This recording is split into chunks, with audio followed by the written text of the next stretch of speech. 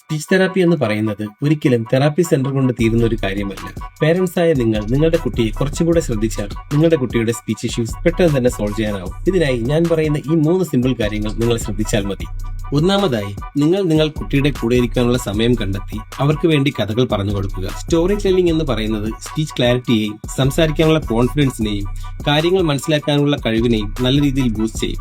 രണ്ടാമതായി, magazines cutout അല്ലെങ്കിൽ flash card ഉപയോഗിച്ച് പടങ്ങൾ കാണിച്ചുകൊണ്ട് നിങ്ങളുടെ കുട്ടിയോട് ഇതിന്റെ പേരുകൾ പറയാൻ പറയുക.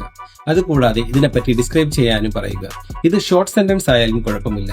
ഇത് കാര്യങ്ങൾ ഓർത്തിരിക്കാനുള്ള ശേഷിയെയും എക്സ്പ്രഷൻസിനെയും സംസാരിക്കാനുള്ള കോൺഫിഡൻസിനെയും നല്ല രീതിയിൽ സപ്പോർട്ട് ചെയ്യും. മൂന്നാമതായി, സൗണ്ട് ആൻഡ് വേർഡ് ഗെയിംസ് കളിക്കുക. ഓരോ സൗണ്ടുകളും വാക്കുകളും ഫൺ രീതിയിൽ നിങ്ങളുടെ കുട്ടികളെ കൊണ്ട് പറയിപ്പിക്കുക.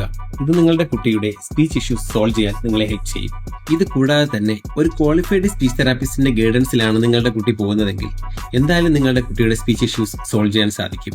അങ്ങനെ ഒരു ക്വാളിഫൈഡ് സ്പീച്ച് തെറാപ്പിസ്റ്റിനെയാണ് നിങ്ങൾ അന്വേഷിക്കുന്നതെങ്കിൽ സെറാസ് ആണ് അതിന് പറ്റിയ ഓപ്ഷൻ. അതുകൊണ്ട് ഇന്ന് തന്നെ ഞങ്ങളെ കോൺടാക്ട് ചെയ്യുക.